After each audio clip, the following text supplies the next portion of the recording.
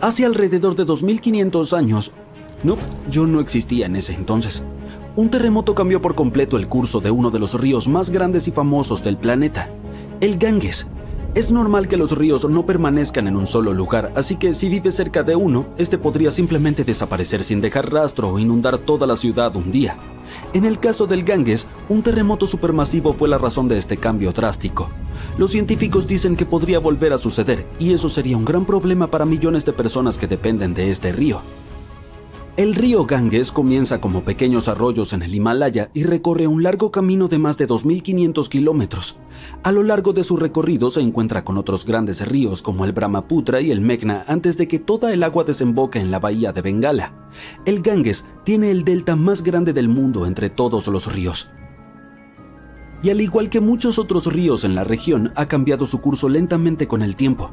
Estas variaciones sí ocurren cuando un río erosiona sus orillas. Generalmente tardan mucho tiempo en producirse, a veces décadas.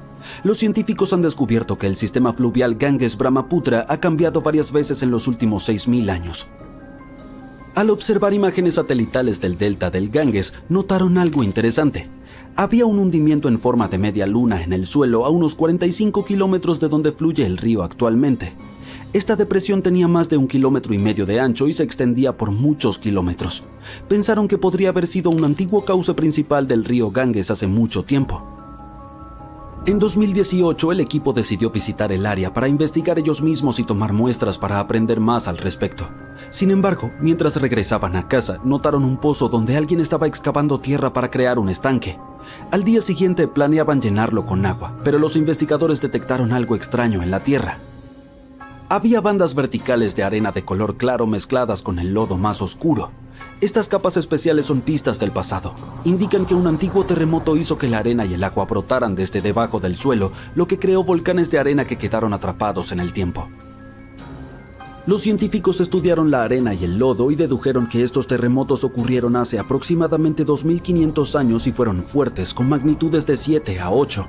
El epicentro estaba a más de 177 kilómetros de la rama principal del río, pero fue lo suficientemente poderoso como para desplazarlo. Podría haber afectado alrededor de 140 millones de personas. El sistema Ganges-Brahmaputra está cerca de puntos donde se encuentran las placas tectónicas de la Tierra, por lo tanto, experimenta terremotos con frecuencia. No hay peligro en este momento, pero los científicos piensan que otro terremoto masivo podría ocurrir en los próximos cientos o miles de años. Podría amenazar hasta a 170 millones de personas, lo cual es aproximadamente la mitad de la población de los Estados Unidos. Nadie puede predecir con exactitud cuándo ocurrirá un terremoto o cuán fuerte será. Aprender cómo los terremotos del pasado han desviado ríos ayuda a los científicos a identificar patrones y especular sobre eventos similares en el futuro. Este conocimiento podría ayudarnos a prepararnos mejor y a crear planes de seguridad antes de que ocurra otro gran evento. El Ganges no es el único río en riesgo. El río Amarillo, el Irrawaddy y ríos en los Estados Unidos como el Klamath y el San Joaquín enfrentan peligros similares. El poderoso río Mississippi también ha cambiado su curso muchas veces en los últimos 7000 años. Actualmente hay un enorme sistema de presas y barreras llamado Estructura de Control en el centro de Luisiana. Su función es evitar que el Mississippi se desborde y se una a un río cercano, el Atchafalaya. Sin embargo, los científicos piensan que en teoría estas barreras no podrían manejar mega inundaciones. Por lo tanto, el Mississippi podría liberarse y cambiar su curso de nuevo. Esto causaría enormes problemas especialmente en el sur de Luisiana. Uno de los ejemplos recientes en que un río cambió su curso y causó un desastre fue el Kosi en India. En agosto de 2008, en tan solo unos pocos días, el cauce del río se desvió aproximadamente 96 kilómetros, lo cual es un cambio enorme. Las inundaciones ocurren con bastante frecuencia en algunas partes del estado, pero no había habido unas tan fuertes en más de 50 años. Afectaron a alrededor de 1000 aldeas y 3 millones de personas, y cerca de 1 millón de personas tuvieron que ser evacuadas a un lugar seguro. Dado que muchas de estas personas no habían enfrentado inundaciones en mucho tiempo, no estaban preparadas para manejar la situación con rapidez. Esto les causó aún más daños a sus hogares y a sus vidas. Durante décadas, los científicos han intentado averiguar qué provoca que los ríos cambien repentinamente su curso. Un nuevo estudio explica que 2 factores trabajan en conjunto para que esto suceda. Este proceso se denomina abulsión. Primero está la preparación, que es como acumular tensión antes de que ocurra algo importante. Con el tiempo, los sedimentos, arena, tierra y otras cosas arrastradas por el río se depositan en ciertos lugares. Esto puede elevar el río por encima del terreno circundante o hacer que una pendiente cercana sea más empinada que el curso actual del río. Y luego está el detonante, que es como la gota que colma el vaso y desencadena todo. Este podría ser una gran inundación, un terremoto o incluso algo como un montón de troncos que bloquean el agua. Los investigadores examinaron imágenes satelitales de aproximadamente 170 casos de abulsión de los últimos 50 años. Notaron que estos eventos ocurrieron con más frecuencia cerca de las desembocaduras de los ríos y de las montañas. Los ríos eran aproximadamente 3 veces más propensos a cambiar de curso en estos lugares que en las áreas entre ellos. También estudiaron 58 caudales fluviales en detalle en mapas de alta definición para medir la superelevación, es decir, cuán alto está el río en comparación con el terreno circundante. También midieron la ventaja de pendiente, que es cuán empinada puede ser una nueva ruta en comparación con la actual del río, y descubrieron que cerca de las montañas los ríos a menudo acumulan tanto sedimento que se elevan demasiado y se desbordan. Pero cerca de las desembocaduras de los ríos, como en los deltas, los cauces necesitan una ventaja de pendiente pronunciada para romper el barro y formar una nueva ruta. Estos dos factores trabajan en conjunto con un sube y baja. Si uno es más fuerte, el otro no necesita ser tan fuerte para que ocurra una abulsión. Para determinar hacia dónde podría dirigirse un río si cambia de cauce, los investigadores crearon un algoritmo informático inteligente. Esta herramienta utiliza mapas para medir la inclinación del terreno y el flujo del río, a fin de predecir hacia dónde podría moverse el río. Lo probaron en 10 abulsiones pasadas y acertó el camino cada vez. Los científicos esperan poder usar estos hallazgos para proteger a las personas que vivan cerca de los ríos de inundaciones repentinas. El cambio de curso de los ríos desempeñó un papel importante en la creación de uno de los primeros sistemas de administración organizados en el mundo. Los científicos encontraron pistas sobre esto en el territorio de la antigua Mesopotamia. Este nombre significa la tierra entre dos ríos y se encontraba entre los ríos Tigris y Éufrates. Las personas que vivían allí dependían de estos ríos para obtener agua, alimentos y transporte. Los científicos querían averiguar cómo esos cambios repentinos en los ríos afectaron a los antiguos habitantes. Para lograrlo, utilizaron 2 tipos de mapas. Los mapas arqueológicos muestran cómo crecieron las ciudades antiguas con el tiempo, incluyendo qué tipos de edificios construyeron las personas. Ciertos edificios como grandes palacios o murallas de la ciudad podrían indicar cuando cada ciudad tuvo una administración organizada por primera vez. El segundo tipo de mapa mostraba por dónde fluían los ríos Tigris y Éufrates hace mucho tiempo. A menudo cambiaban de curso, a veces lentamente serpenteando y en otras ocasiones muy rápido y de manera drástica por abulsión. Alrededor del año 5000 a.C., Mesopotamia comenzó a volverse más seca y la agricultura se hizo más difícil. Los agricultores tuvieron que cultivar sus cosechas cerca de los ríos, donde podían usar las inundaciones naturales para regar sus campos o cavar pequeños canales para llevar el agua del río a sus plantas. Debido a que la agricultura era tan importante, los pueblos y ciudades crecieron cerca de los ríos también, para que la gente pudiera mantenerse cerca de su alimento. Pero cuando un río cambiaba repentinamente su curso, la gente no se daba por vencida. Trabajaban juntos para excavar largos canales que llevaban el agua desde la nueva ruta del río de regreso a sus campos. Los canales los ayudaban a obtener agua nuevamente y los edificios administrativos mostraban que se estaban organizando como una comunidad para resolver grandes problemas juntos. Si alguna vez has estado en el Parque Nacional de Yellowstone, probablemente te hayan fascinado sus géiseres, que expulsan agua sobrecalentada y vapor por los aires. Pero bajo tierra se esconde algo aún más intrigante. Me refiero a un sistema de tuberías subterráneas que hace posible esas grandiosas erupciones. Sobre eso hay buenas noticias.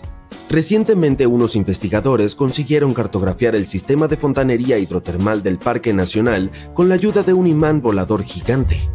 Como resultado, pudieron documentar algunas características con un detalle asombroso.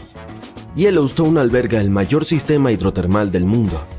Contiene más de 10.000 elementos como géiseres, ollas de barro, fuentes termales y fumarolas de vapor.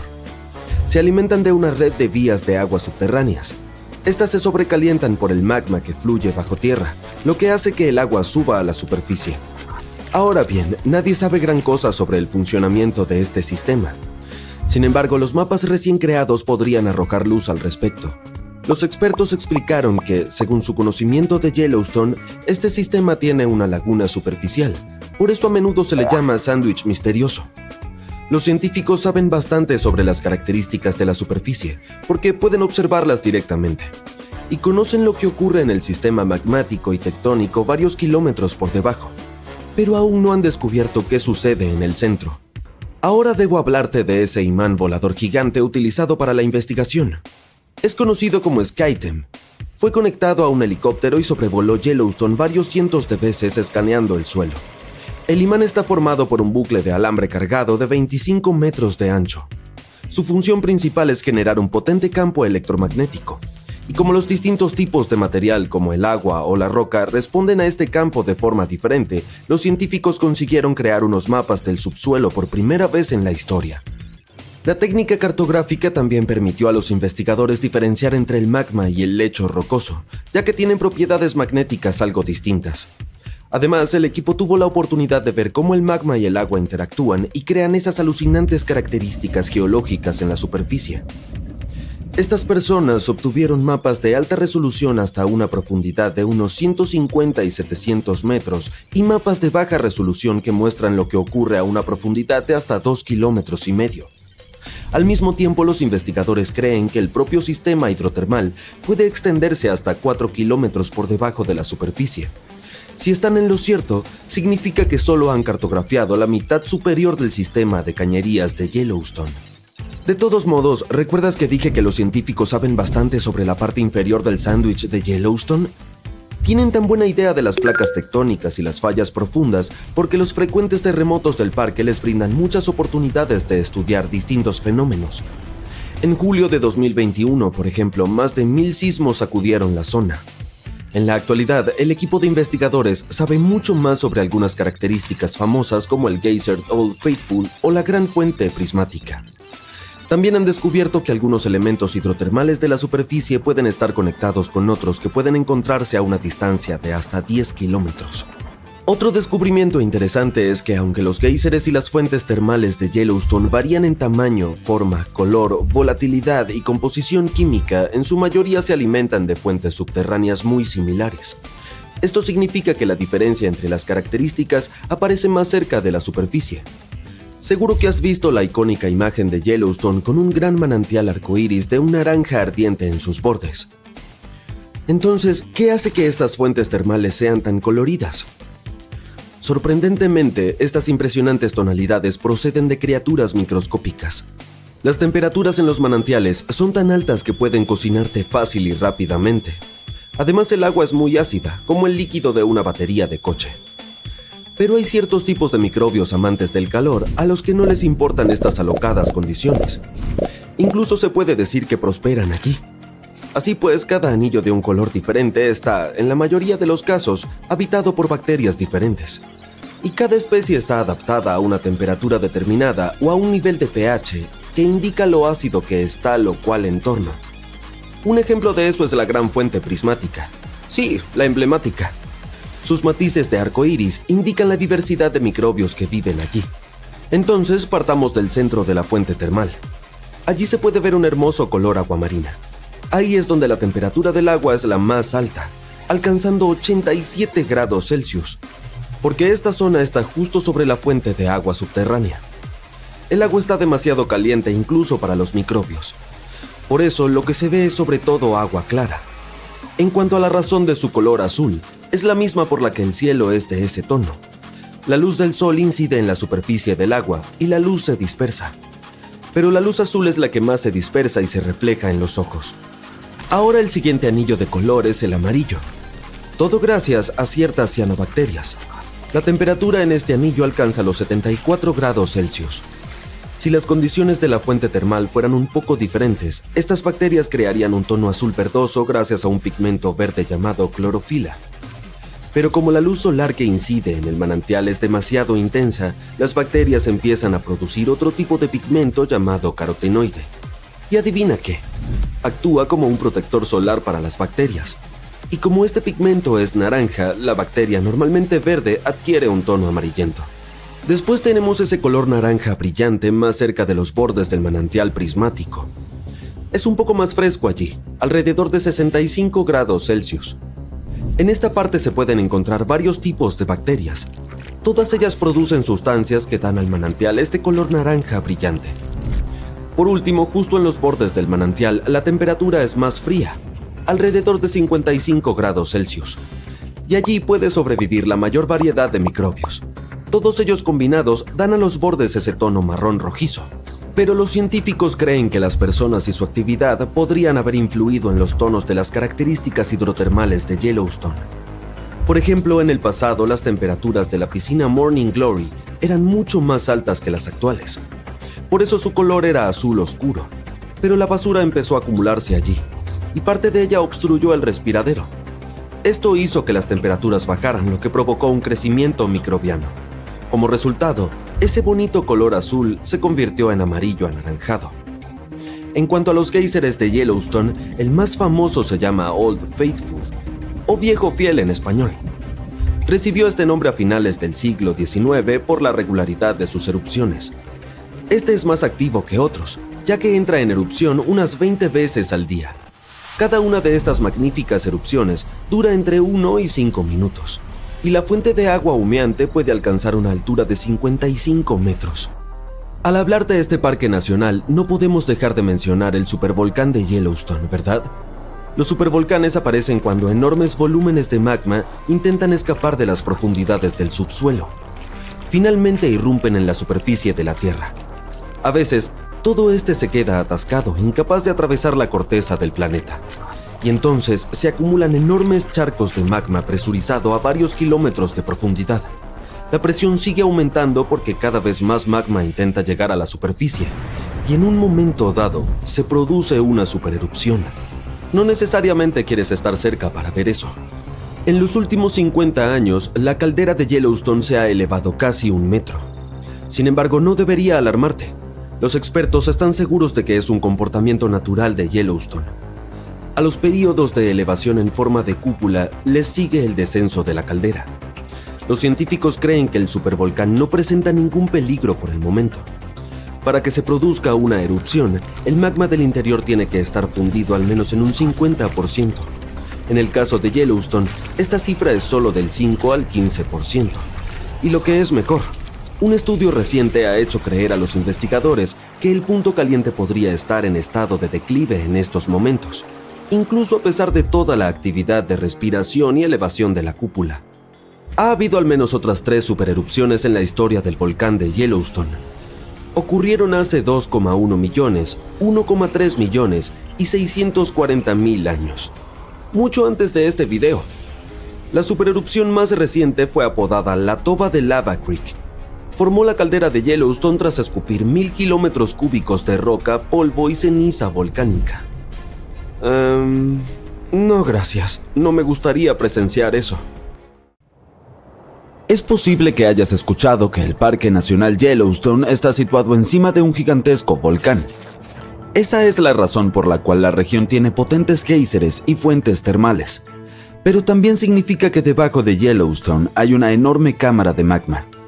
En 2015, investigadores de la Universidad de Utah descubrieron que esta cámara era mucho más grande de lo que todos habían pensado anteriormente. Incluso encontraron otro reservorio de magma debajo. Aparentemente, cuanto más amplias sean las cámaras, más magma contienen. Juntos, los dos depósitos almacenan una bóveda de magma que podría llenar con facilidad el Gran Cañón no una, sino 11 veces. Pero ¿sabes qué es más preocupante sobre las cámaras de magma? Que tienden a presionar contra el suelo que está encima.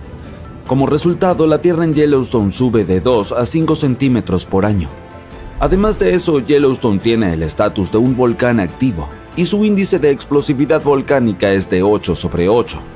Un número tan alto significa que si este volcán entrara en erupción, sería un suceso apocalíptico. Para ponerlo en perspectiva, la erupción del Pinatubo ocurrida en Filipinas en 1991, que se consideraba la más poderosa, tuvo un 6 en el índice de explosividad volcánica. ¡Ja! Perdedor. Ahora, vamos a averiguar si hay algo de qué preocuparse. En marzo de 2023, las estaciones sismográficas de la Universidad de Utah registraron 354 terremotos en toda la región del Parque Nacional Yellowstone. Parece mucho, Pero ten en cuenta que el suceso más impresionante del mes fue un mini terremoto de magnitud 3,7. Fue parte de un enjambre de 106 terremotos que comenzó el 29 de marzo y continuó hasta el final del mes. Sí, aparentemente los terremotos también vienen en enjambres, así que debes estar atento. Los expertos dicen que la actividad sísmica de Yellowstone es, bueno, un poco más activa de lo habitual, pero en realidad no es nada serio. Un geofísico que trabaja en el observatorio del volcán Yellowstone, llamado Michael Polland, asegura que el volcán no va a entrar en erupción pronto. Para que esto suceda, debe haber suficiente magma listo para erupcionar debajo de la superficie. ¡Qué alivio! También debe existir suficiente presión para provocar que este magma suba, pero ninguna de estas condiciones existe hoy. Según el experto, Yellowstone está estable. Al mismo tiempo, Polland y su equipo están rastreando todo tipo de actividad subterránea, buscando señales de advertencia de posibles erupciones. Algunas de ellas son la frecuencia de los terremotos y la deformación del suelo. Miles de mini terremotos junto con cambios extremos en la superficie del suelo en esa zona pueden ser alarmantes. El equipo también monitorea la temperatura y las características térmicas del parque. Otra señal destacable de un posible desastre son los cambios en la actividad de los géiseres del parque, así como en las emisiones de gases. Entonces, a pesar de las afirmaciones de los medios de que Yellowstone está a punto de entrar en erupción, me temo decepcionarte porque la última ocurrió hace 70.000 años. Así no es como funcionan los volcanes. Los expertos dicen que es uno de los conceptos erróneos más comunes sobre los volcanes. Ellos no siguen cronogramas. Si ocurriese una supererupción, sin embargo, lo más preocupante para nosotros no serían los flujos de lava, y tampoco un terremoto que probablemente acompañaría el desastre natural. No, la peor consecuencia sería la caída de ceniza. Echemos un vistazo a lo que sucedió cuando el volcán Yellowstone entró en erupción hace muchísimos años. Ha habido al menos 3 supererupciones en la historia del volcán. La más potente de ellas fue 2.500 veces más devastadora que la aterradora erupción del monte Santa Elena en el estado de Washington en 1980. En cuanto a la más reciente, fue bautizada como la erupción de Lava Creek. Formó la caldera de Yellowstone después de expulsar al aire una cantidad increíble de polvo, ceniza volcánica y roca. Recientemente los científicos también han descubierto otras 2 supererupciones que ocurrieron hace alrededor de 9 y 8,7 millones de años. Se considera que la más reciente de las 2 es el evento registrado más grande de toda la provincia volcánica del río Snake Yellowstone. Echemos un vistazo a lo que estaba sucediendo hace tantísimos millones de años, porque no estábamos en ese entonces, así que solo podemos hacer suposiciones basadas en las evidencias. Los primeros indicios del desastre aparecieron mucho antes de que estallara la catástrofe. Durante miles de años, el calor había estado surgiendo desde el interior del planeta. Las rocas debajo de la corteza se derretían y dejaban atrás enormes cámaras. Estaban llenas de una mezcla presurizada de roca semisólida, magma, vapor de agua y diferentes gases incluyendo dióxido de carbono. Toda esta candente sopa subterránea se estaba expandiendo, ya que más y más magma llegaba con el tiempo. La tierra que estaba sobre el sistema volcánico se elevaba casi imperceptiblemente. Un año antes de la supererupción, Yellowstone dio una advertencia. ¿Un eructo quizás? Pero hace tanto tiempo no había nadie que pudiera interpretar esas señales. Además, la mayoría de estos procesos alarmantes ocurrían bajo tierra. Por ejemplo, la descompresión libera burbujas de gas. Al reventar, estas burbujas a menudo impulsan ciertos tipos de erupciones. Meses antes de la erupción, los terremotos de pequeña escala se volvieron más frecuentes y más intensos. El suelo en muchos lugares alrededor del supervolcán se calentó más que de costumbre. Los lagos superficiales y las aguas subterráneas también elevaron su temperatura. Si hubiera habido personas en esa época, habrían notado una extraña niebla en toda la zona. No mucho antes de que comenzara la erupción, la creciente presión empujó el suelo sobre la cámara de magma hacia arriba. Esto creó un levantamiento en forma de domo. Se empezaron a abrir grietas estrechas a lo largo de los bordes de este domo. Imagina abrir una botella de refresco después de haberla agitado. Algo parecido estaba sucediendo cerca del volcán, como una mezcla de Mentos y Coca-Cola. La presión se liberó a través de las fracturas cuando los gases estallaron desde debajo de la superficie. Justo antes del desastre, el suelo alrededor del volcán Yellowstone se elevó.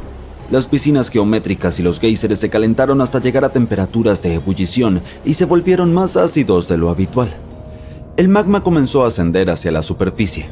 En un momento dado, el techo de roca de la cámara de magma no pudo resistir más y la erupción se desató. Pequeños pero constantes temblores comenzaron a mover el suelo días antes de la catástrofe, pero el verdadero temblor no empezó hasta varios minutos antes de la erupción.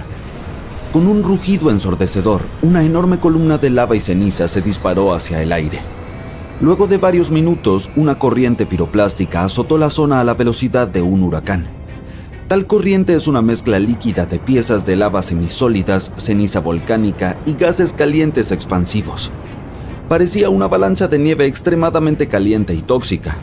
Con una temperatura de alrededor de 700 grados centígrados, fue quemando todo a su paso. El volcán continuó expulsando ceniza durante días sin parar. Para todos los seres vivos, esta fue una de las consecuencias más peligrosas de la erupción. La ceniza volcánica se convierte en cemento vidrioso a los pocos segundos de ser inhalada.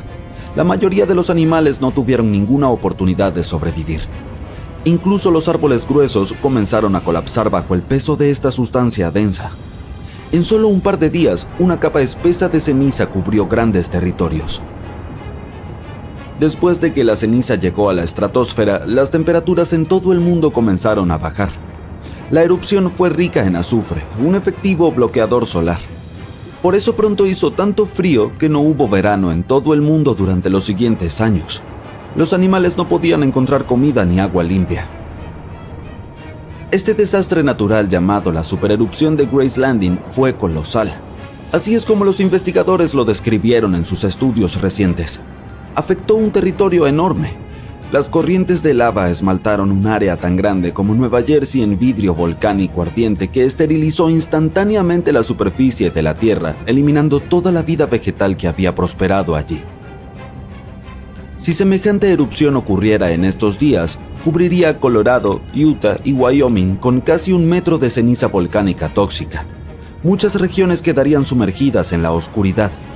Incluso la costa, donde viven la mayoría de los estadounidenses, experimentaría problemas con la propagación de la nube de ceniza. Destruiría cultivos y contaminaría los pastizales, arruinando líneas de energía y transformadores eléctricos. Entonces, estoy seguro de que estarás de acuerdo conmigo. Es algo genial que no se espere que ocurra tal desastre en los próximos tiempos. Oye, ya tenemos suficientes problemas de los que ocuparnos. ¿Y esos sonidos siniestros y retumbantes? ¿El suelo está temblando bajo tus pies? ¡Espera un momento! ¡Es mi estómago! ¿O podría ser el Monte Adams de Washington que está despertando? Es el volcán más grande del estado tanto en área como en volumen, y recientemente ha comenzado a mostrar signos de vida tras haber permanecido en silencio durante miles de años. Los científicos han notado un alarmante aumento en la actividad sísmica alrededor de la montaña. Y dado que la última erupción ocurrió entre hace 3.800 y 7.600 años, la humanidad seguía en la edad de piedra en ese momento, este repentino parloteo tiene a los científicos, digamos, inquietos. El Servicio Geológico de los Estados Unidos ha instalado apresuradamente estaciones sísmicas temporales alrededor del Monte Adams para monitorear la situación.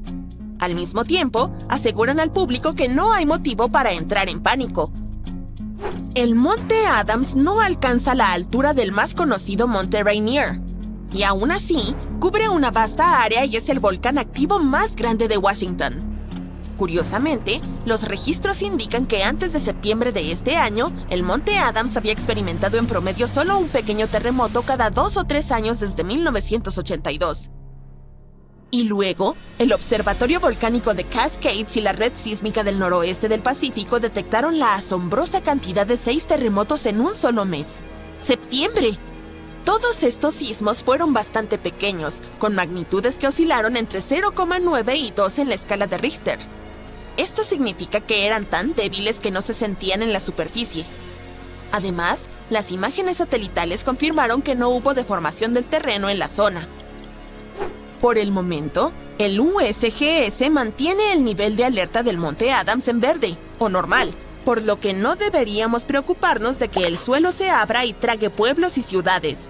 Sin embargo, los sismos más recientes han motivado a la agencia a instalar equipos adicionales para un monitoreo más preciso. Una red tan expandida ayudará a los científicos a detectar incluso los terremotos más pequeños, lo que les permitirá comprender lo que ocurre bajo el Monte Adams. Este equipo adicional también podría arrojar luz sobre si esta actividad reciente es una señal de futuras erupciones o solo una anomalía aleatoria. Si el Monte Adams llegara a hacer erupción, probablemente produciría flujos de lava de movimiento lento en lugar de erupciones explosivas como el Monte Santa Elena. Después de todo, las erupciones pasadas solo han dado lugar a flujos de lava que se desplazaron tan solo unos pocos kilómetros desde el volcán. Así que no deberíamos preocuparnos por eso. Algo más peligroso serían los lahares, que son flujos de lodo que pueden ocurrir cuando las cenizas volcánicas, las rocas y el hielo derretido se mezclan durante las erupciones. Han ocurrido lahares cerca del Monte Adams, incluso sin erupciones. Las rocas, debilitadas por procesos hidrotermales en la cima del volcán, de repente se desprendieron y crearon flujos de lodo rápidos y destructivos. Precisamente por esta razón, el USGS categoriza al Monte Adams como un volcán de alta amenaza. Aunque no erupciona con frecuencia, representa grandes riesgos para los asentamientos cercanos. Otro volcán que deberíamos observar cuidadosamente es el Katla de Islandia. Es uno de los volcanes más poderosos y peligrosos del país. Su última erupción fue hace más de un siglo, en 1918. Pero si entra en erupción nuevamente, podría ser 10 veces más potente que otro volcán islandés cuyo nombre intentaré pronunciar, el Eyjafjallajökull, que hizo una erupción en 2010 y causó una interrupción total del tráfico aéreo en toda Europa. Una erupción del Katla podría liberar grandes cantidades de dióxido de azufre, el cual podría formar aerosoles de sulfato en la atmósfera. Estos aerosoles reflejan la luz solar, lo que traería como consecuencia un enfriamiento global temporal. Este fenómeno a menudo siguió a erupciones volcánicas catastróficas en el pasado. Aunque las erupciones son comunes en Islandia, la nube de ceniza del Katla probablemente se elevaría más en el cielo y cubriría áreas más extensas de Europa que la del impronunciable. Acarrearía la suspensión de vuelos y afectaría negativamente a las economías. Si el Katla entrara en erupción, también perjudicaría la agricultura, el suministro de agua y la calidad del aire. En 2014, los científicos notaron que una gran erupción podría incluso provocar un tsunami que recorrería la costa sur de Islandia hacia el mar. Sin embargo, el posible impacto de tal tsunami aún es incierto. El Katla tiende a hacer erupción de forma regular, cada 40 a 80 años, lo que significa que es estadísticamente muy probable que ocurra otra erupción pronto. Es por eso que permanece bajo estrecha observación científica. El Cumbre Vieja de las Islas Canarias entró en erupción recientemente, en 2021, y nos recordó su potencial destructivo. El flujo de lava de esta erupción fue devastador. Cubrió barrios enteros y llegó hasta el océano. Destruyó más de 3.000 hogares. Miles de personas tuvieron que ser evacuadas. ¿Qué fue lo más loco? Aunque el daño fue significativo, los científicos creen que podría haber sido mucho peor. Una erupción gigantesca del Cumbre Vieja provocaría el colapso de toda la ladera occidental del volcán en el Océano Atlántico y desencadenaría un megatsunami.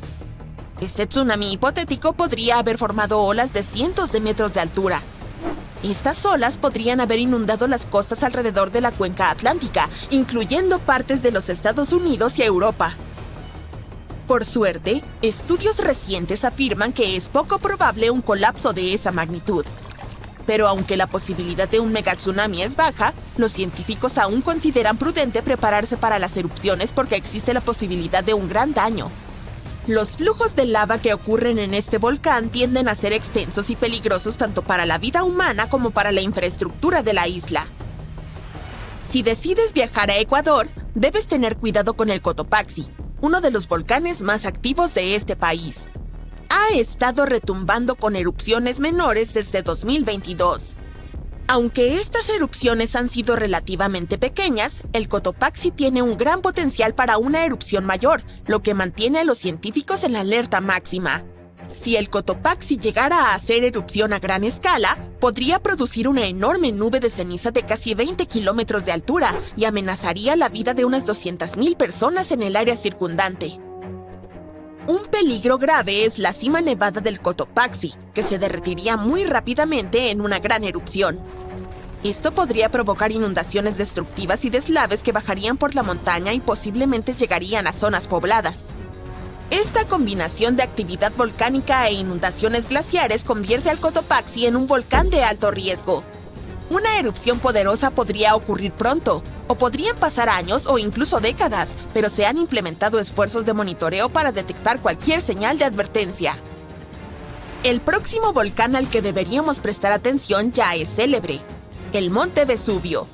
Su erupción catastrófica del año 79 después de Cristo destruyó las ciudades romanas de Pompeya y Herculano.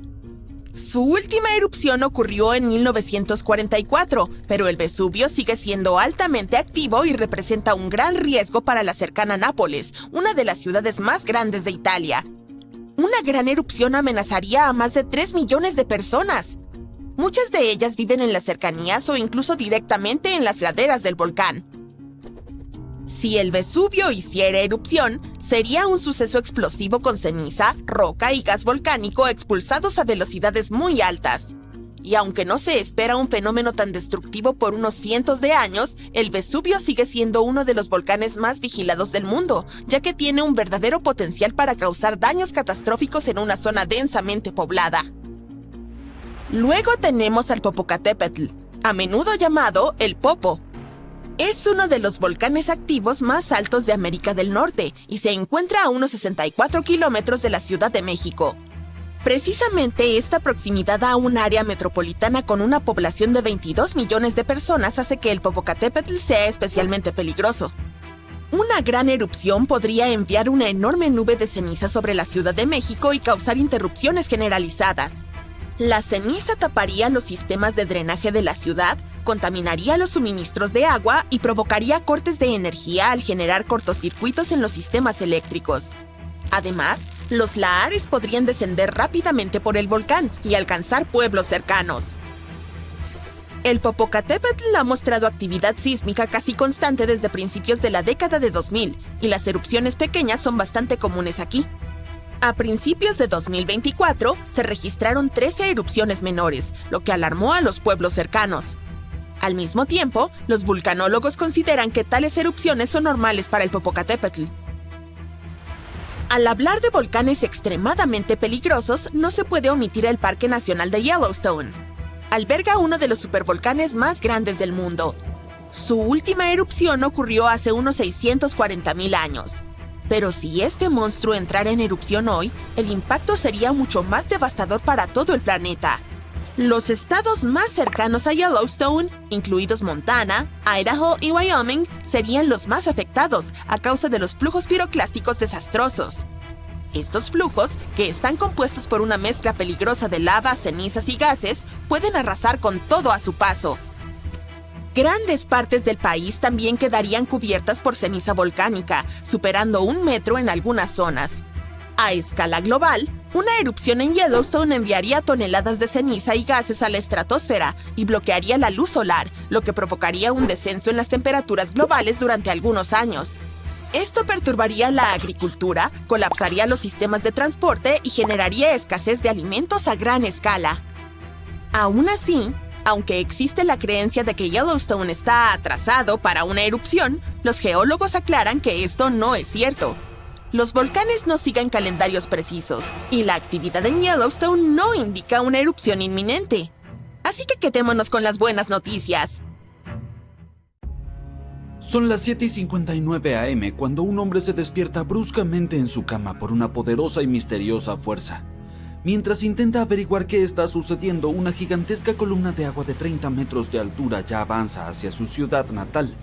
En 20 minutos, la mayoría de sus amigos y familiares pierden la vida cuando una pared de agua del tamaño del cielo arrastra edificios, árboles y automóviles. Y esto puede ocurrirte en cualquier momento. Es el día después de Navidad en 2004. Miles de turistas de Europa y América están disfrutando de las playas tropicales en Tailandia, Sri Lanka e Indonesia, cuando un poderoso terremoto submarino golpea la costa occidental del norte de Sumatra, Indonesia. Es un terremoto de magnitud 9,3, el más fuerte jamás registrado en Asia. Provoca uno de los tsunamis más grandes de la historia, el tsunami del día de San Esteban, que se cobra la vida de 230,000 personas en unas pocas horas. La ciudad de Banda Aceh en Sumatra, Indonesia, hogar de 260,000 personas, es la más cercana al epicentro del terremoto. Menos de media hora después del sismo, enormes olas de hasta 10 pisos de altura golpean la ciudad. Más de 60,000 personas pierden la vida de inmediato. La destrucción es tan severa que casi nadie en su camino sobrevive. A continuación, el tsunami golpea Tailandia. Las olas avanzan a una asombrosa velocidad de 804 km por hora a través del Océano Índico. Alcanzan las costas de Phang Nga y Phuket aproximadamente 90 minutos después. A pesar de un intervalo de tiempo tan considerable, tanto los locales como los turistas son tomados completamente por sorpresa. Muchos bañistas incluso caminan hacia la playa, curiosos por la extraña retirada del mar, solo para ser golpeados por una imponente muralla de agua. Casi 5,400 personas, incluidos 2,000 turistas extranjeros, no sobreviven ese día en Tailandia. Una hora después, el tsunami golpea el sureste de India, cerca de Chennai. Las olas llenas de escombros avanzan kilómetros tierra adentro y se cobran la vida de más de 10,000 personas. Sri Lanka enfrenta una devastación aún peor. La isla pierde más de 30,000 personas y cientos de miles se quedan sin hogar. La increíble fuerza del tsunami es evidente incluso a gran distancia. 8 horas después, se cobra sus últimas víctimas en Sudáfrica, a más de 8,000 kilómetros del epicentro del terremoto. Allí, olas inesperadas sorprenden a los nadadores. Investigadores del Centro de Investigación de Tsunamis de la NOAA explicaron que la destrucción fue causada por la inmensa potencia del terremoto. Se originó en una falla de megaempuje, que es donde las placas oceánicas pesadas se sumergen debajo de placas continentales más ligeras. Estas fallas son las más grandes del mundo y se encuentran bajo el agua. El terremoto de 2004 rompió un tramo de 1,450 kilómetros de las placas india y australiana, 50 kilómetros bajo el lecho marino. Además, en lugar de un rápido sacudón, el terremoto duró 10 minutos y liberó una cantidad inimaginable de energía. Durante el evento, enormes secciones del lecho marino se elevaron 40 metros hacia arriba, lo que es un montón. Un movimiento tan repentino envió olas ondulantes colosales a través del océano. Imagínalo como tirar una enorme piedra en el agua. Lo que pasa es que las olas de tsunami no son como esas olas de surf que podrías imaginar. No, se asemejan a un río de aguas rápidas y embravecidas que inunda todo a su paso. Si te atrapan, es casi imposible sobrevivir. Si las poderosas corrientes no te arrastran, los escombros flotantes lo hacen. Por eso, durante los terremotos suele haber muchas heridas y menos pérdidas de vidas. Con los tsunamis ocurre lo contrario. Hay muchas menos lesiones que muertes porque es demasiado difícil sobrevivir. Los tsunamis catastróficos como el de 2004 son raros, por eso India y Sri Lanka no tenían antecedentes de tales desastres. Esta falta de experiencia combinada con la ausencia de sistemas de alerta hizo que las consecuencias del desastre fueran aún más trágicas. La gente no sintió el terremoto porque estaban lejos del epicentro. Y al no haber señales naturales de advertencia, ni alertas oficiales, ni antecedentes de tsunamis, las olas que golpearon las costas abarrotadas tuvieron efectos devastadores. Por cierto, el Océano Pacífico es el más grande del planeta. Es donde ocurren la mayoría de los terremotos y tsunamis. Tsunamis localmente dañinos azotan algunas partes de este océano aproximadamente una vez cada 1 o 2 años. El 76% de los tsunamis fatales registrados tuvieron lugar en el Pacífico. Y el 99% de las víctimas de tsunamis son causadas por tsunamis locales o regionales que ocurren con mayor frecuencia y golpean rápidamente. Pero entonces surge una pregunta. ¿Podría ocurrir nuevamente un tsunami tan devastador como el del día de San Esteban? Desafortunadamente la respuesta no es muy sencilla. De hecho, se ha establecido un sistema de alerta en el Océano Índico. Su objetivo es advertir a las naciones costeras sobre posibles tsunamis. Sin embargo, el comportamiento humano sigue siendo un desafío crítico. Esto se hizo evidente durante un simulacro real en 2012.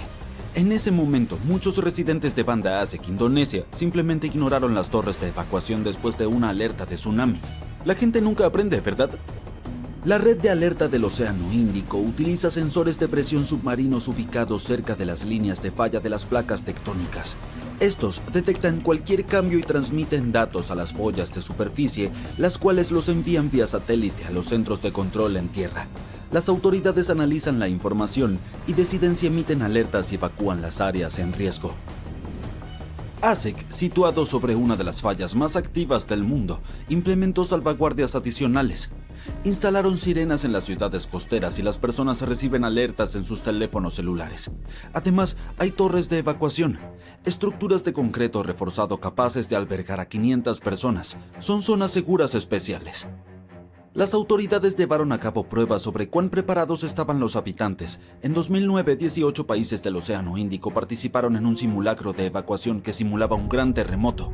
Miles de comunidades costeras participaron en este simulacro y los funcionarios concluyeron que el ejercicio había sido un éxito. Avancemos rápidamente hasta la primera prueba real del sistema en abril de 2012. Un terremoto submarino de magnitud 8,6 al oeste de ASEC desencadenó advertencias de tsunami. Y aunque no hubo olas significativas, toda la situación reveló fallas críticas. Muchos residentes ignoraron las torres de evacuación y en su lugar optaron por huir en auto o motocicleta. Esto provocó embotellamientos en toda la ciudad, con personas varadas en áreas vulnerables a un potencial tsunami. Fue un caos. Algunos residentes incluso regresaron a la playa para buscar señales del evento, algo extremadamente peligroso para la vida. Así que, aparentemente, aún queda mucho por hacer en cuanto a la supervivencia frente a tsunamis. Pero lo que debes saber de memoria son las señales de un evento inminente. Primero que nada, está el fuerte temblor del suelo. Los terremotos intensos cerca de áreas costeras pueden generar tsunamis.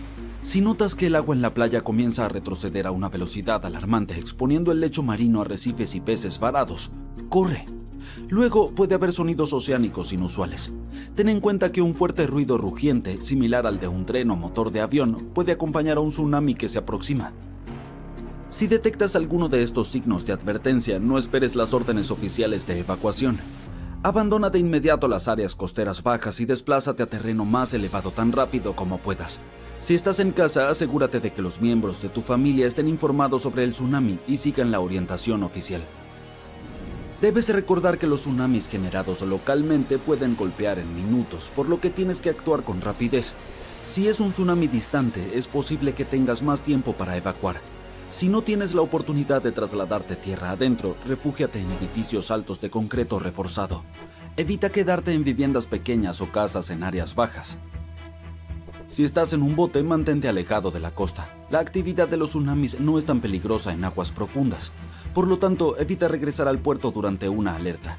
Si ya estás en el puerto, consulta con las autoridades portuarias para obtener orientación. Si te resulta posible moverte a aguas profundas, hazlo de manera ordenada. Puede ser más seguro para los propietarios de pequeñas embarcaciones abandonar su nave y dirigirse a terreno más alto. Y siempre prioriza moverte a un terreno elevado sobre salvar tus pertenencias. Si vives en una zona costera, también puedes tomar algunas medidas para proteger tu propiedad de antemano.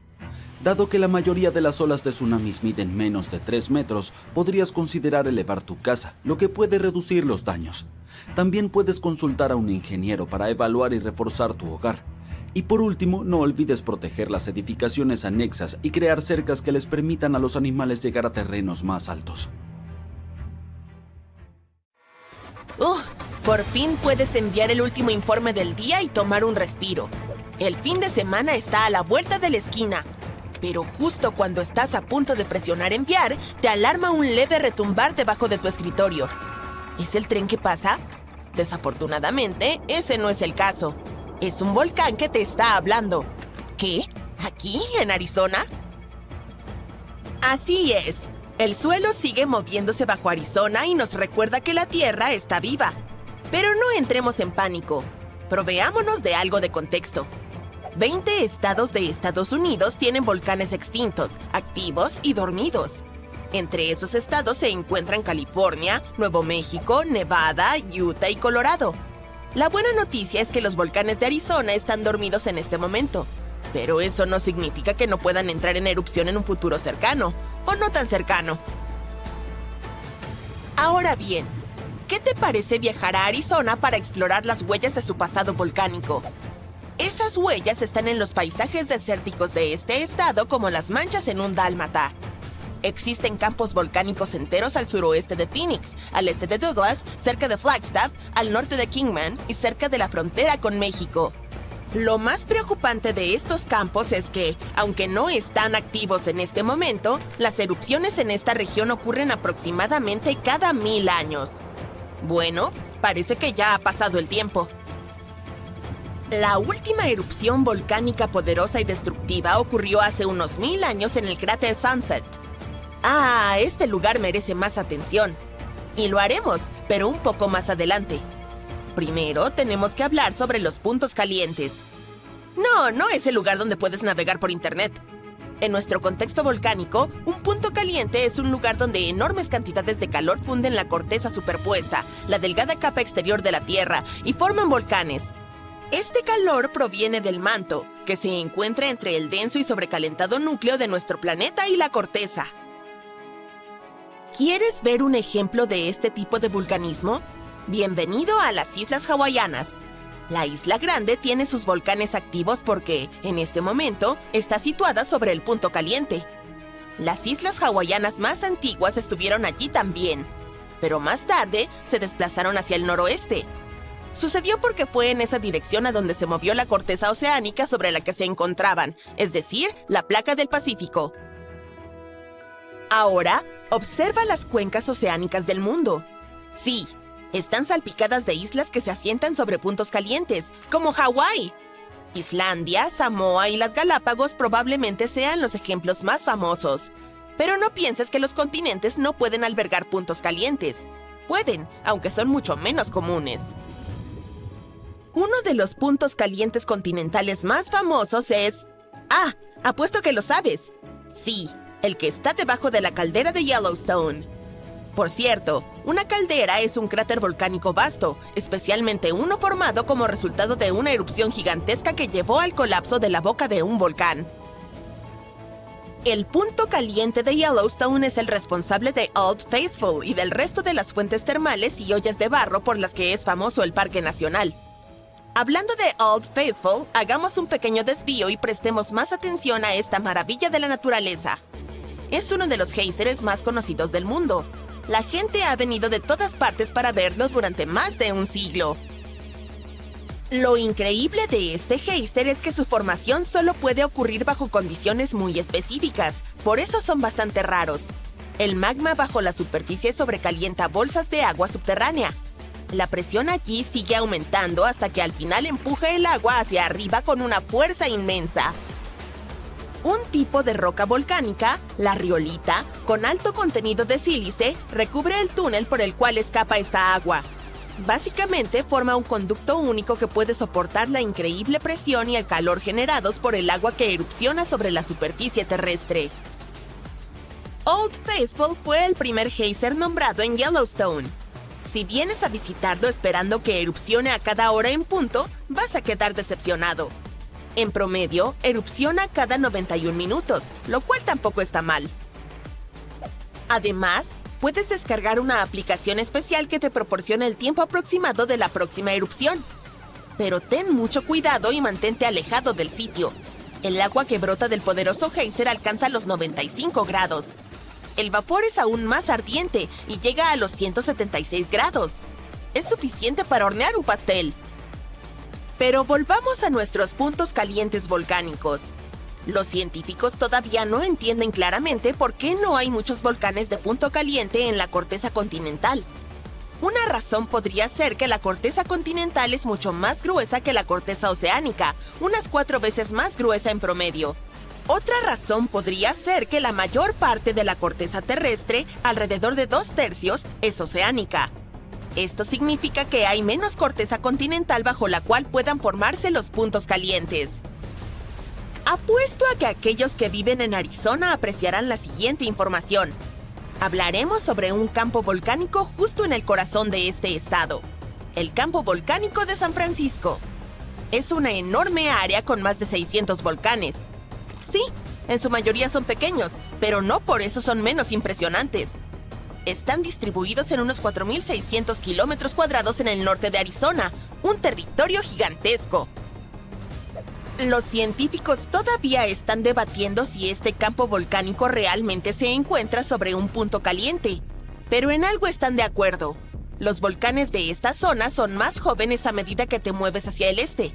Y este patrón coincide con la placa norteamericana, que se mueve hacia el oeste sobre lo que podría ser un punto caliente estacionario debajo de la superficie de nuestro planeta.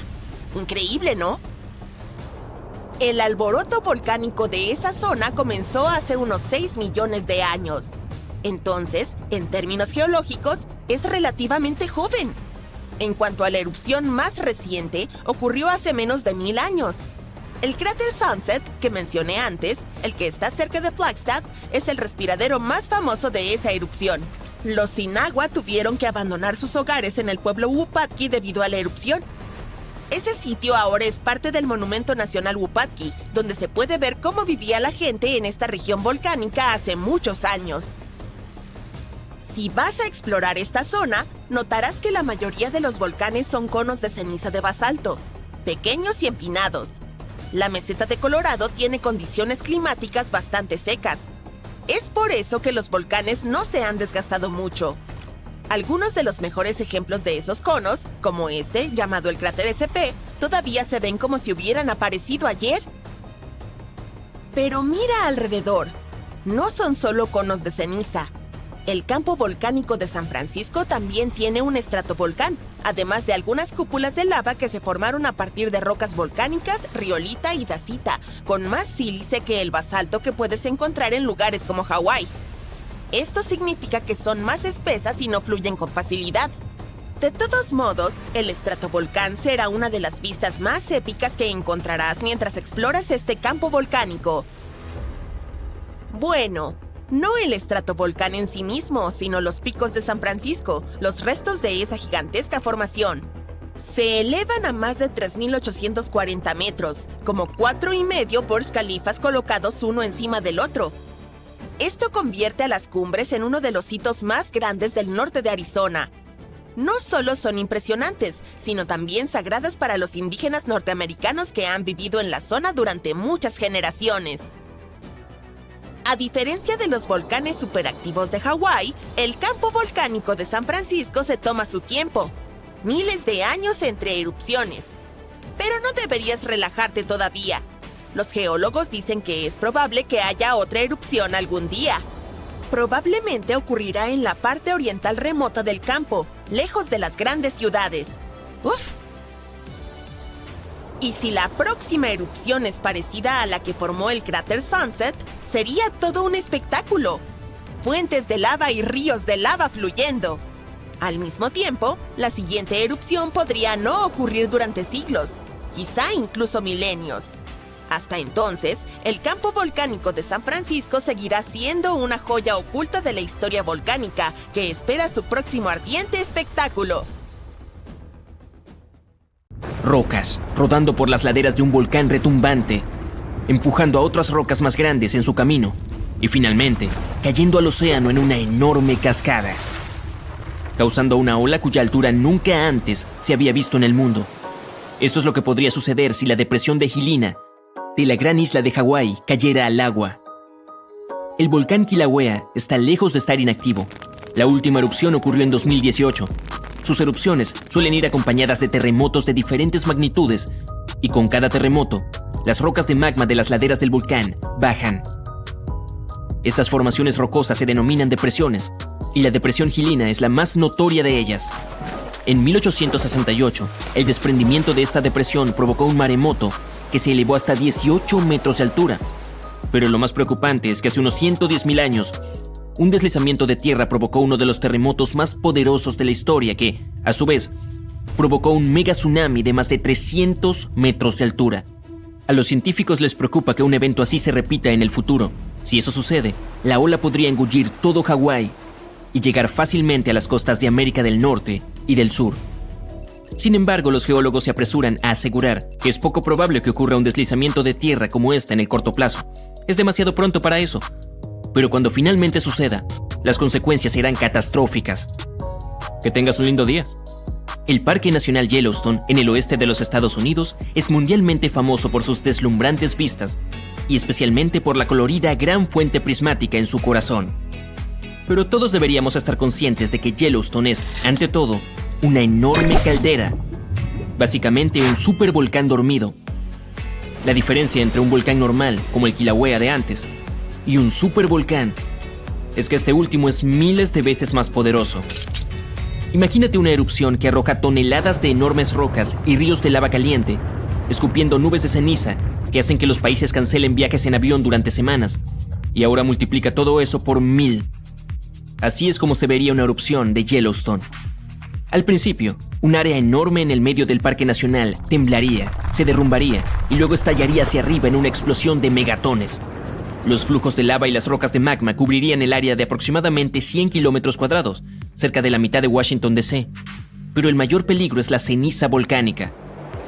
Una columna de ceniza se elevaría a kilómetros hacia arriba y sería llevada por el viento en todas direcciones. Dado que la erupción estaría lejos de ser normal, la propagación y el daño también serían mucho mayores de lo habitual. La ceniza es espesa y pesada, por lo que cubriría una vasta área como una manta, destruyendo cultivos e incluso edificios. Peor aún, se esparciría en el aire y bloquearía el sol, lo que provocaría una caída drástica de la temperatura y un invierno artificial. Incluso los volcanes regulares pueden reducir las temperaturas en todo el mundo en unos pocos grados. Un supervolcán puede potencialmente causar una nueva edad de hielo. Afortunadamente, las posibilidades de que el supervolcán Yellowstone entre en erupción en un futuro cercano, o algún día, son extremadamente bajas. Ha habido solo 3 de esos en la historia de la Tierra, y no hay evidencia de que tal desastre deba repetirse. Los científicos estiman que la probabilidad es de 0,00014%, lo que es menor que las posibilidades de que un asteroide nos borre a todos. Y hablando de eso, si los dinosaurios pudieran hablar, o al menos estuvieran vivos para el caso, te dirían que la amenaza de los asteroides es tan real como parece. Los científicos de la NASA dicen que han rastreado el 90% de todos los asteroides cercanos a la Tierra de tamaño significativo y ninguno de ellos es motivo de preocupación, pero todavía hay otro 10% en el gran desconocido. Es más, los asteroides pueden cambiar su línea de vuelo debido a la atracción de otros cuerpos celestes y eventualmente girar hacia nosotros. ¡Oh, qué suerte tenemos! Ahora, si un asteroide lo suficientemente grande como de 1,6 kilómetros de diámetro golpea la Tierra, primero causará una explosión lo suficientemente poderosa como para borrar una docena de grandes ciudades en cuestión de segundos. Luego, el impacto levantará una nube de polvo y escombros que bloqueará el sol, al igual que la nube de ceniza de un volcán, y provocará un invierno de siglos en todo el planeta. Pero, incluso si cae al océano, lo que es más probable, la ola resultante se elevará a varios kilómetros de altura, arrastrando a las ciudades costeras de la faz de la Tierra. Pero al menos no habrá una nueva edad de hielo. Aunque los científicos están bastante seguros de que no existe tal amenaza en el futuro cercano, no se puede descartar por completo y la humanidad necesita al menos 5 años para prepararse para este evento. Si un gran asteroide cercano a la Tierra cambia repentinamente su curso y gira a la derecha hacia nuestro planeta, no tendremos ninguna posibilidad contra él. ¿Alguien quiere ver una película sobre desastres? Sin embargo, una calamidad mucho más probable se encuentra justo debajo de nuestros pies. Es la falla de San Andrés en California. La falla ha estado lista para su ruptura desde hace años, y los científicos estiman que es probable que ocurra un terremoto en esta línea en las próximas 3 décadas. Y cuando suceda, no será nada agradable. Esperan una magnitud de 8 grados, que es comparable a algunos de los terremotos más devastadores de la historia. Es aún más peligroso, ya que California alberga algunas de las ciudades más pobladas del oeste de los Estados Unidos, como Los Ángeles y San Francisco. Los edificios de gran altura son comunes allí y son particularmente vulnerables a los temblores subterráneos. El terremoto de San Andrés podría causar mucho daño, tanto a las ciudades como al campo. En el peor de los casos, el suelo podría romperse, destruir edificios, granjas y cambiar el paisaje por completo. Aún así, los científicos creen que la probabilidad de un terremoto de este tipo es de solo el 7% en los próximos 30 años, por lo que existe una gran probabilidad, 93%, de que nunca veamos eso en nuestra vida. Sin embargo, existe otro peligro de terremoto no muy alejado del anterior: el megaterremoto en Chile. El país se encuentra justo encima de una zona de subducción, un área donde 2 placas tectónicas se encuentran y van una debajo de la otra. En el lugar de su encuentro, el estrés se acumula debido a su movimiento continuo, y una vez que ese estrés es demasiado, se produce un gran terremoto. Chile ha experimentado muchos terremotos en los últimos años, y los científicos están preocupados de que puedan estar preparando el área para uno realmente grande. Creen que se producirá un gran terremoto antes de finales de siglo y que podría ser devastador para la zona costera. Incluso terremotos más pequeños provocaron tsunamis que inundaron la costa oeste, y uno tan grande como ese probablemente levante una ola de una altura increíble. En el lado positivo, Chile ahora sabe prepararse con anticipación para los próximos desastres naturales. Y los geólogos están bastante seguros de que la gente podrá evacuar antes de que el terremoto ocurra. En septiembre de 1859, el astrónomo Richard Carrington estaba mirando al Sol y de repente vio una llamarada brillante en su superficie. Lo anotó en sus registros, pero solo se dio cuenta de lo importante que era un par de días después. La energía de esa llamarada llegó a la Tierra y la golpeó directamente, lo que provocó que la aurora boreal apareciera sobre Cuba y quemara las líneas telegráficas de todo el mundo. Esto se denominó Evento Carrington y fue una tormenta solar. Tales tormentas azotan la Tierra con bastante frecuencia, pero ninguna de ellas ha sido tan poderosa como el Evento Carrington, ni antes ni después. Pero en 2012, los astrónomos registraron una llamarada solar similar, cuya energía casi golpeó a nuestro planeta una vez más. Si hubiera sucedido solo una semana antes, habríamos tenido un gran problema. Hoy en día la humanidad depende de la electricidad en casi todos los aspectos de la vida, y una poderosa tormenta solar afectaría mucho al campo electromagnético de la Tierra. Todos los aparatos eléctricos se apagarían o provocarían un cortocircuito, y los enormes transformadores que alimentan básicamente todo se estropearían para siempre. Se necesitarían años para repararlos, y el costo de un apagón tan masivo sería de billones de dólares. Lo peor de todo es que la ciencia es casi incapaz de predecir las tormentas solares. E incluso si pudiéramos saber sobre ellas con anticipación, no podríamos detenerlas. La llamarada ocurre en cuestión de segundos, y las partículas tardan unos 8 minutos en llegar a la atmósfera de la Tierra y provocar perturbaciones. El corte de energía vendría un poco más tarde, en 1 o 2 días, cuando una enorme nube de plasma llegara a nuestro planeta. Por el momento, no hay protección contra las erupciones solares, y las posibilidades de que haya una lo suficientemente potente como para cortar toda nuestra electricidad en los próximos años son bastante altas, cerca del 12%. Lo único bueno de todo esto es que ahora conocemos esa posibilidad y al menos podemos prepararnos de antemano. Oye, no olvides empacar ropa interior y calcetines, siempre los necesitarás. Imagina estar en el medio de Europa hace 40.000 años. El paisaje es áspero, frío e implacable. La comida rápida es escasa y rayos. No hay internet. De repente desde el bosque aparece una figura corpulenta, fuerte y con un rostro que es bastante inusual. Este humano se parece a nosotros, pero hay algo diferente en él. Su frente es prominente, su nariz es ancha y su cuerpo parece estar hecho para desafiar a la propia naturaleza. ¡Felicidades! Acabas de encontrarte con un neandertal. Podrías haber pensado que los neandertales eran básicamente humanos antiguos, pero eso no es cierto. Venimos del mismo género llamado Homo. Para nosotros, todos los humanos modernos pertenecemos a una misma especie llamada Homo sapiens. Sin embargo, antes solía haber muchas especies humanas y el Homo neanderthalensis era solo una de ellas, y en realidad eran un poco más geniales que nosotros. Entonces, ¿qué les sucedió? Los neandertales vivieron durante mucho tiempo, aproximadamente 360.000 años en Europa y partes de Asia. Hace 40.000 años, el lugar que ahora llamamos el sur de Italia estaba en la cima de un desastre futuro. Un enorme supervolcán, los Campos Flegreos. Este gigante es inmenso, de aproximadamente 14 kilómetros de ancho. Eso equivale a unos 10 a 20 minutos en coche para cruzarlo, pero no había autos en aquel entonces, ¿recuerdas? En ese momento estuvo tranquilo por un tiempo, pero un día, de repente, ocurrió lo que se convirtió en una de las erupciones volcánicas más grandes que Europa ha visto en 200.000 años. Esta catástrofe fue tan impactante que cenizas, gases y escombros alteraron el clima en todo el continente. Lo que siguió suele llamarse un invierno volcánico. Las temperaturas promedio bajaron, el cielo se oscureció y la vida se volvió aún más dura de lo que ya era. La erupción conocida como la Ignimbrita Campaniense hizo que Europa se enfriara hasta menos 13 grados Celsius. ¿No suena mucho? Bueno, una caída incluso de 1 grado haría que los inviernos fueran más severos provocando intensas nevadas, lluvias e inundaciones. Los cultivos tendrían dificultades para crecer, lo que llevaría a la escasez de alimentos. El clima también se volvería impredecible con tormentas y sequías, algo así como ahora, excepto que multiplicado por 7. Eventos como estos causan un caos enorme en los tiempos modernos, así que puedes imaginar lo que les hicieron a los neandertales. Pero en realidad una simple erupción volcánica no debería acabar con toda una especie, ¿verdad? Pues sí, la verdad es que los neandertales ya estaban colgando de un hilo en ese entonces, y todo por nuestra culpa. Estuvieron en una situación difícil durante un tiempo.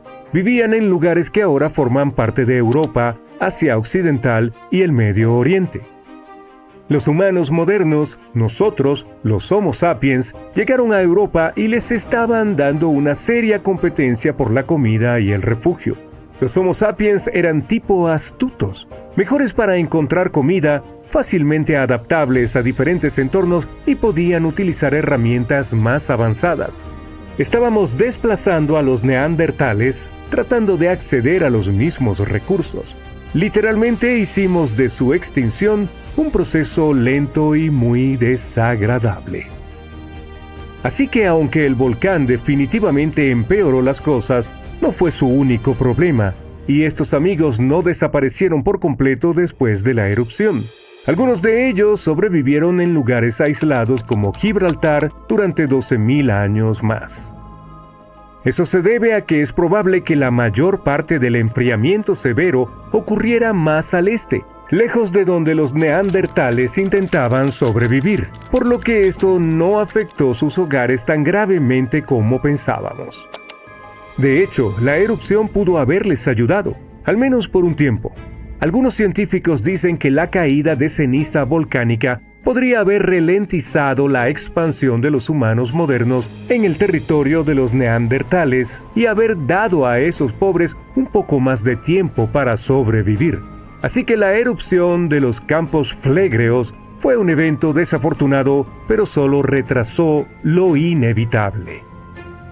Campos flégreos es un comodín. También se le conoce como los campos de fuego. El aire allí mismo estaba cargado de leyendas. Los griegos y romanos creían que este volcán era la puerta al inframundo. Incluso un poeta romano antiguo, Virgilio. ¡Hola, Virgilio! Mencionó esto en su famosa historia, la Eneida. En ella, el héroe Eneas debe descender al inframundo, y este lugar es exactamente donde comienza. En su momento, este paisaje estaba lleno de villas romanas, balnearios y estanques de peces. La élite vivía la vida al máximo allí. Lo que no sabían, sin embargo, es que estaban parados sobre un terreno traicionero que podía volverse loco en cualquier momento. Campos Flégreos no es un volcán típico. Imaginarías un solo pico imponente, pero el paisaje luce engañosamente tranquilo, con pequeñas elevaciones esparcidas por aquí y allá. Sin embargo, si volara sobre él, la vista sería impactante. Una gigantesca cuenca circular salpicada de conos y cráteres volcánicos como cicatrices del violento pasado de la Tierra. El peligro aquí radica en su sutileza. El suelo bajo tus pies está en constante movimiento, incluso cuando no lo notas. De vez en cuando la Tierra se eleva solo para hundirse nuevamente, a veces varios metros, a medida que el magma o el gas se desplaza bajo la superficie. Es increíblemente espeluznante. El riesgo es casi invisible. Los campos flégreos son una masiva depresión formada por dos colosales erupciones volcánicas. Una de ellas fue la que acabó con los neandertales y la otra ocurrió hace 15.000 años. No obstante, la erupción más famosa se produjo en el siglo XVI y fue aterradora. El año era 1538. Durante años, la gente de Pozzuoli había notado algo inquietante. La tierra que una vez estuvo bajo las olas estaba subiendo lentamente. Lo que antes era el mar se había convertido en nuevo terreno. Los retumbos de lo profundo de la tierra eran aterradores, pero se habían convertido en una parte normal de la vida. Los terremotos comenzaron a principios de los años 1530 y eran pequeños en un inicio, pero en solo 8 años se convirtieron en la norma. Hasta que un día, el 28 de septiembre, horribles temblores sacudieron el suelo. Al anochecer del día siguiente, mientras el sol se escondía bajo el horizonte, una enorme grieta se abrió en la tierra cerca de la antigua ciudad romana de Tripérgole. De esta grieta brotaron fuego, humo y una lluvia de ceniza volcánica a kilómetros de distancia. Era espesa y fangosa, probablemente mezclada con el agua subterránea. El suelo tembló al alzarse al aire rocas de piedra pómez calientes, y entonces una nueva montaña comenzó a elevarse desde la tierra. Este fue el nacimiento de lo que ahora llamamos el Monte Nuovo. Con el tiempo las cosas parecían calmarse, como si la tierra estuviera recuperando el aliento. Durante días todo se sintió tranquilo. Los lugareños se relajaron un poco, comenzaron a acercarse al nuevo y misterioso volcán, un cráter que parecía tener algo hirviendo dentro. La gente lo visitaba como si fuera una nueva atracción. Pero luego, solo días después, el desastre golpeó de nuevo. De noche, sin previo aviso, la nueva montaña se descontroló. Una explosión desde el flanco sur lanzó escoria, fragmentos de roca volcánica dentada al aire. Esta fue fatal para 24 personas. Los escombros encontrados posteriormente fueron enormes y toscos. Durante siglos después, los únicos signos de vida del Monte Nuovo fueron pequeñas fumarolas, chorros de gas que se filtraban desde la tierra. Pero luego, incluso esos se desvanecieron. Ahora es solo un cono verde y frondoso, un hermoso gigante dormido. Pero el suelo cerca de Nápoles, Italia, sigue vivo. Campos Flegreos está quieto por ahora, pero podría no estarlo por mucho tiempo. Está mostrando señales de que podría estar despertando de nuevo. Este supervolcán parece un paisaje infernal con sus pozos de lodo hirviente, géiseres y respiraderos de vapor. Los romanos y los cristianos medievales una vez creyeron que era una puerta al inframundo. ¿Y quién podría culparlos? Lo inquietante es que recientemente científicos detectaron actividad inusual bajo la superficie. En 2012 las autoridades italianas elevaron el nivel de alerta del volcán de verde a amarillo, lo que significa que necesita ser monitoreado de cerca. Hay ciertos cambios que suelen ocurrir antes de la erupción. El magma debajo comienza a liberar gases, lo que podría debilitar la roca encima y finalmente desencadenar un desastre. Desafortunadamente, nadie puede predecir con exactitud cuándo o si hará erupción. Pero si lo hace, las consecuencias podrían variar desde una pequeña molestia para los locales hasta una catástrofe global. Su última pequeña erupción ocurrió en el siglo XVI y no fue tan mala, pero si la historia se repite como fue con los neandertales, estamos acabados.